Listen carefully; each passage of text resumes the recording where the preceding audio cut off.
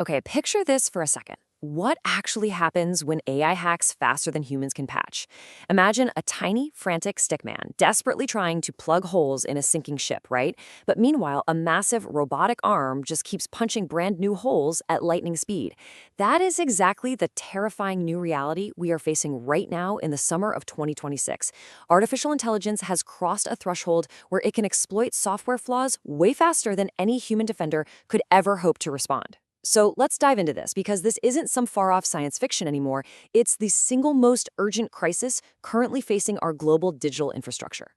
To put this into perspective, just listen to this dire warning directly from the legal and regulatory experts at Arnold and Porter. They state quite literally, malicious actors are already using AI tools to discover and weaponize software vulnerabilities faster than most organizations can patch them. We are no longer waiting around for the AI cyber threat to arrive, you guys. It is already here, and it's operating at a scale and speed that is frankly kind of hard for the human brain to fully comprehend. The stakes for our modern digital world have never been higher.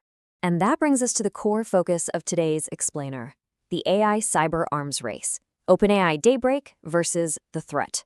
We're going to look specifically at how tech giants and governments are aggressively scrambling to build autonomous defensive AI just to fight off malicious AI.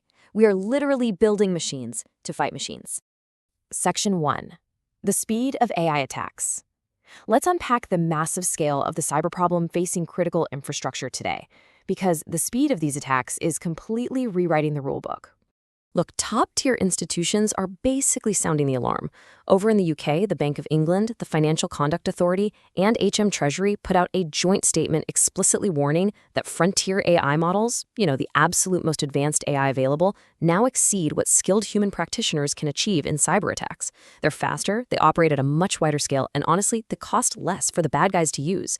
Plus, according to SEC filings from the quantum computing firm Quantinuum, hackers are using generative AI to not just break in, but to actually circumvent security controls, evade detection, and seamlessly scrub away forensic evidence. It's like a master burglar who also cleans the crime scene perfectly before leaving. And if you're running end-of-life or unsupported software, regulators warn you face progressive extreme vulnerability. Because even if your internal systems are totally locked down, the third-party risks from open-source software and external vendors are being massively amplified by these new tools. So how on earth do we fight back? Section 2. Meet OpenAI Daybreak. Enter the hero of our narrative, and OpenAI's incredibly aggressive solution to this whole mess. Let's define exactly what this actually is. Launched in May 2026, OpenAI Daybreak is a highly specialized cybersecurity initiative. It combines their absolute latest GPT 5.5 frontier models with enhanced codex security. Now, why does that matter? Because it's designed to fully automate cyber defense workflows. They aren't just handing people a tool to write better code anymore. They are deploying an agentic system that acts as an autonomous digital immune system. Here is how that workflow actually operates in practice, completely cutting out slow human intervention. Step 1, threat modeling. Daybreak proactively analyzes the network. Step 2, vulnerability identification. It finds the zero-day flaws before the hackers even know they're there. Step 3, patching. It actually writes the code to fix the vulnerability on its own. And step 4, remediation. Boom, it deploys the fix across the network. It's doing all of this autonomously at machine speed.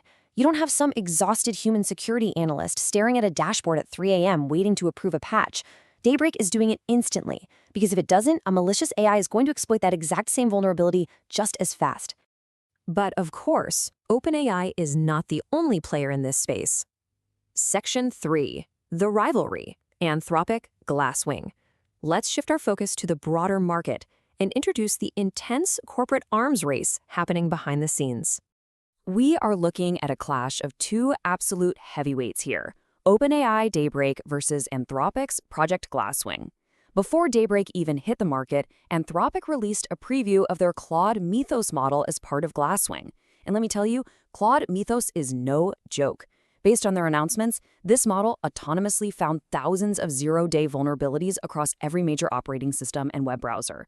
It even scored an unbelievable 93.9% on the SWE Bench verified coding benchmark. The rivalry here is incredibly fierce, with both companies sprinting to dominate the enterprise AI cybersecurity market.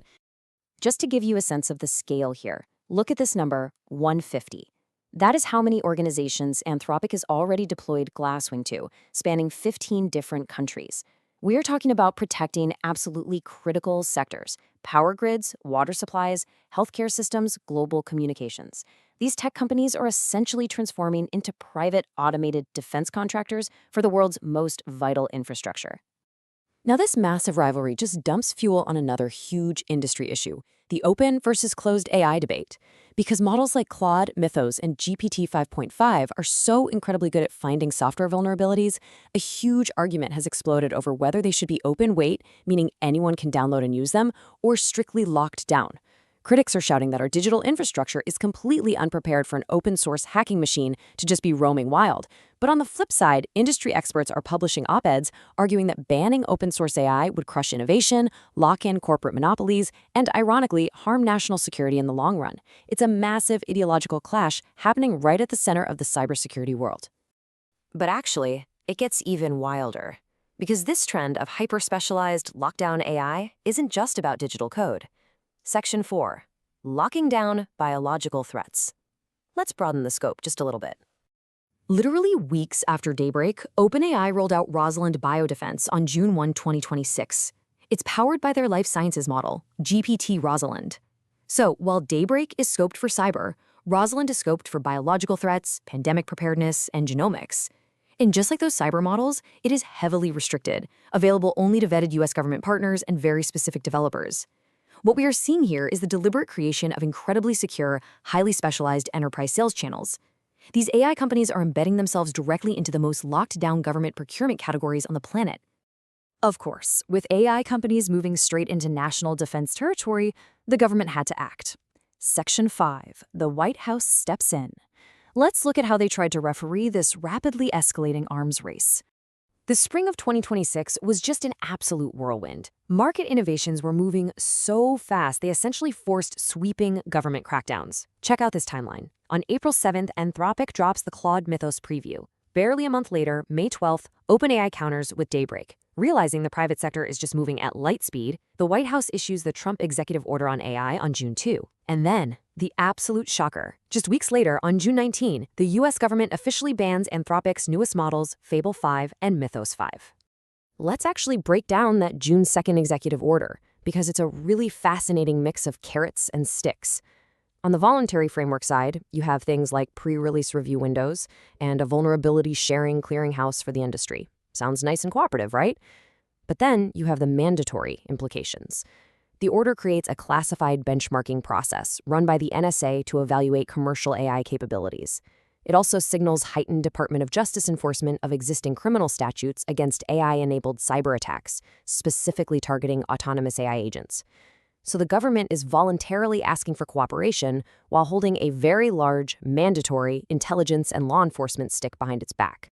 Which leads us directly to the elephant in the room, that June 19th ban of Anthropic's Fable 5 and Mythos 5. The government cited national security concerns, claiming researchers found a way to bypass the model's guardrails. However, it really raises the question, was the model ban a genuine security risk or just political tension? Cybersecurity researchers actually signed an open letter calling the ban dangerous. Plus, Anthropic pointed out that similar jailbreaks exist in plenty of other models out there. And it's definitely worth noting the broader context here. Back in February, Anthropic's CEO publicly refused demands from the Pentagon and the Defense Secretary to waive their safeguards against mass domestic surveillance and autonomous weapons. So, we have this highly complex situation where the line between national security necessity and political friction is incredibly blurred. We aren't here to take sides on this explainer, but it is absolutely vital to understand this tangled web of government oversight and private AI development. So, where on earth does this leave us? Section 6. The future of cyber defense. Let's bring all these moving parts together and look at what's next for our digital infrastructure. Look, the compounding threats against organizations right now are frankly staggering. First off, a major study recently analyzed 2 million classified AI session minutes and found an unprecedented rise in shadow AI. That's employees using unapproved personal AI tools for work, completely bypassing corporate IT security altogether. Second, companies like Google and OpenAI are reporting massive distillation attacks. That's where foreign competitors like China's DeepSeek actively probe and replicate the reasoning capabilities of frontier models, basically stealing intellectual property at scale. Because of this massive multi-front war, from rogue employee shadow AI to foreign corporate espionage to automated malware, there is an immediate, non-negotiable need for AI-enabled defenses like Daybreak.